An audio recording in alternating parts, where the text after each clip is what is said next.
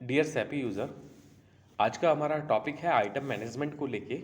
और आज हम आइटम मैनेजमेंट में जानेंगे कि हम लोग आइटम कैसे क्रिएट करते हैं। अभी आपके सामने ये डैशबोर्ड है। यहाँ मास्टर ऑप्शन में आपको आइटम मैनेजमेंट शो हो रहा होगा। इसे हम क्लिक करेंगे। क्लिक करने के बाद में हमारे पास में आइटम मैनेजमेंट का विंडो ओपन हो जाएगा। अब सर्च ऑप्शन जो फर्स्ट ऑप्शन है, ये बेसिकली जो भी आपके एग्जिस्टिंग आइटम है उसको यदि आपको सर्च करके एडिट करना हो तो आप इसको सर्च कर सकते हैं और एडिट कर सकते हैं। और नेक्स्ट यदि आइटम आपको क्रिएट करना है तो सिंपली आप यहाँ पे एंटर करेंगे और आइटम नेम में कोई भी तरह का जो भी आइटम आपको क्रिएट करना है उसका नेम ऐड कर देंगे। तो मैं जैसे ऐड कर लेता हूँ Frooti 150 ml, enter. Print name same आपका जो भी प्रिंट नेम रहेगा आप प्रिंट कर सकते हैं। ये आइटम किस कंपनी का रहता है मैं वो ऐड कर सकता हूँ उसके अंदर। जैसे आइटम आता है पार्ले एग्रो का, तो पार्ले एग्रो का फ्रूटी मैंने यहाँ ऐड कर दिया। अब वापस से एंटर प्रेस करूँगा। जो आइटम टाइप है यहाँ पे मैं ट्रेड आइटम करूँगा क्योंकि मेरे को इसका ये जो आइटम रहेगा मेरा ट्रेडिंग आइटम है, इसलिए यूज़र कोड रहेगा। कोई भी तरह का आइटम को इजीली फाइंड आउट करने के लिए आप चाहो तो उसका यूज़र कोड बना सकते हैं। सर्विस आइटम में ऑलवेज नो रहेगा। यहाँ पैकेजिंग आता है फ्रूटी 150 ml का, जैसे एक कार्टून आता है उसका जिसके अंदर 40 पीस आते हैं। तो मैंने यहाँ पैकिंग उसका डिफाइन कर लिया खुद से, जैसे मुझे मालूम रहे कि एक इस कार्टून में 40 पीसेस रहते हैं। तो यहाँ पे पैकिंग सिस्टम मैंने दे दिया 40 कार्टून सेट। मैन्युफैक्चरिंग कोड यहाँ पे ब्लैंक रहेगा क्योंकि जिसका यदि मैन्युफैक्चरिंग कोड नहीं है तो हम उसको स्किप कर सकते हैं। एंटर। या यूकीसी जो ऑप्शन है यहाँ पे पर पीस का मैंने लिया है, और जो इसमें कन्वर्जन आता है से एक पीस मेरे को यदि सेल करना रहता है तो वन के अंदर आई थिंक यहाँ पे कन्वर्जन जो रेट है यहाँ पे वन रहेगा। जैसे कि 40 पीसेस रहता है ना तो उसमें वन वन वन के सेट होते हैं, एक्चुअली टोटल 40 इस हिसाब से।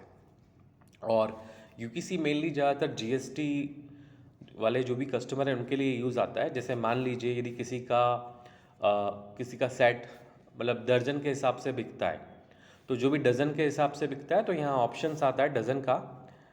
और कन्वर्ट रेशो होता है, जैसे मैंने यहाँ पे डाल दिया डज़न। तो ये डज़न के अंदर यदि कन्वर्जन में सोचता हूँ तो एक डज़न के अंदर 12 पीसेस होते हैं, तो उस हिसाब से आप सेट कर सकते हैं।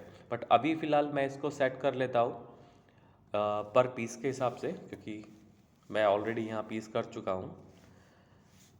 ये मेरा पर पीस मैंने यहाँ सेट कर दिया और मेरा जो कन्वर्जन था मैं इसको वापस से 1 कर देता हूँ। सी अब जीएसटी इस पे कितना लगता है, 12% के हिसाब से मैंने इसको सेट कर लिया। देख लिए टोटल सारा इसने जीएसटी यहाँ पे जो भी डिटेल्स रहता है सारा इसने ऐड कर दिया ऑटोमेटिकली, जिसमें लोकल हो गया, सेंट्रल हो गया, परचेज का लोकल, परचेज सेंट्रल। आपको दोबारा से परचेज में भी जाके इस आइटम को लेके कुछ ऐड करने का ज़रूरत नहीं रहेगा। ऑटोमेटिकली इसने सारी फील्ड को कंप्लीट कर लिया। अब आता है एचएसएन कोड। मैं एक बार इस प्रोडक्ट का कोई भी तरह का एक बार रैंडमली एचएसएन कोड टाइप कर देता हूँ।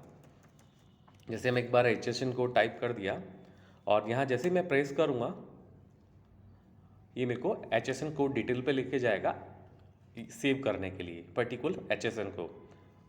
ये एचएसएन किस कैटेगरी का है उसके अकॉर्डिंगली मैं यहाँ सेव कर सकता हूँ। लाइक मैंने दे दिया फ्रूटी, तो मुझे ये रहेगा कि ये जो प्रोडक्ट आया है आइटम का जो मैंने परचेज़ किया था पहले और जिसका मैं आइटम यहाँ क्रिएट कर रहा हूँ, तो उसका एचएसएन मेरे को यहाँ सेव करना है। तो मैंने इसे फ्रूटी करके सेव कर दिया। देखिए एचएसएन कोड सेव सक्सेसफुली। यहाँ ओके करूँगा। मैक्सिमम डिस्काउंट वैल्यू रहेगा यहाँ पे 100% रहेगा। लोकेशन आपके पास में यदि जनरल एजेंसी वाले हैं जिनको या फिर होलसेल करते हैं उनके लिए भी काम आता है किस रैक में क्या है, किस तरह का आइटम मेरा पड़ा है, तो आप चाहो तो उनका लोकेशन सेट कर सकते हैं। बेस ऑफ सेल एमआरपी है, नेट है, कोस्ट प्राइस है, परचेज प्राइस, एंट्री, जिस लेवल पे आप चाहते हैं उस अकॉर्डिंग सेट कर सकते हैं। बट यूजुअली यहाँ एमआरपी रहता है। Sale price percentage, sale price में जीएसटी, विदाउट जीएसटी, जैसा आपको अच्छा लगता है, जो भी सूटेबल हो, जिस तरीके से आप वर्क कर रहे हैं उसके अकॉर्डिंग आप मेंशन कर सकते हैं। देखिए यहाँ पे ग्रुप दिया हुआ है 1 2 3। आप कोई भी तरह के आइटम का ग्रुपिंग कर सकते हैं।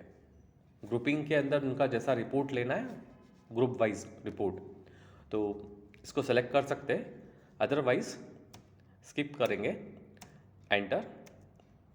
अब मेरा आता है, देखिए ये जो ऑप्शन आया है यहाँ पे रेट डिफरेंस।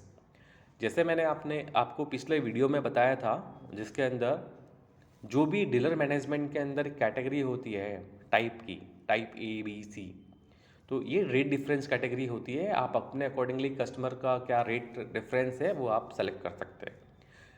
सेकंड आता है यहाँ पे स्टॉक लेवल। आप कोई भी तरह का प्रोडक्ट का स्टॉक लेवल भी मेंटेन कर सकते हैं इसके लिए। फिर आता है आपका अदर डिटेल। अदर डिटेल में फर्स्ट यूनिट पीसीएस है, जैसे कि फर्स्ट यूनिट का मतलब हो गया यहाँ पे कितना पीसीस रहता है। आप पैकिंग उनकी सेलेक्ट कर सकते हैं कि किस तरह का पैकिंग रहता है, कि मीडियम पैकिंग में नंबर ऑफ पैकेट्स कितने हैं, पीसेस कितने हैं, ठीक है। टॉप पैकिंग के अंदर जैसे कार्टून हो गया, सीबी कार्टून, इसके अंदर नंबर ऑफ पीसेस कितने आते हैं कार्टून के अंदर। बल्क पैकिंग क्या होती है, यूनिट क्या रहता है उसका, उसकी हैंडलिंग रेट कैसे आपके हिसाब से आती है, पर पीस के हिसाब से आती है, कैसा रहता है। और डिडक्शन परसेंटेज हो गया। ये डिपेंड करता है जब आप आइटम क्रिएट कर रहे हो, जिस तरह का आपका बिजनेस कैटेगरी है उसके अकॉर्डिंगली ये वैल्यू काम आती है। फिलहाल मैं रिटेल में वर्क कर रहा हूँ तो मैंने इसको भी स्किप किया है, और सिंपली मैं यहाँ पे सेव भी करूँगा। उसके पहले मैं आपको बता देता हूँ, देखिए आप लेफ्ट हैंड साइड में आप देखेंगे आपके तो कुछ शॉर्ट कोड दिए हुए हैं, जिसमें जैसे कंट्रोल एस से save item, control N, control R, control L, control सी।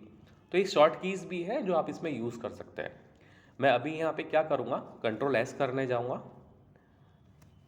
कंट्रोल एस करने के बाद में ये पूछेगा मुझसे कि do you want to save the item. So simply मुझे यहाँ पे सेव करना है, तो मैं यहाँ पे यस करूँगा और मेरा आइटम सक्सेसफुली क्रिएट हो जाएगा।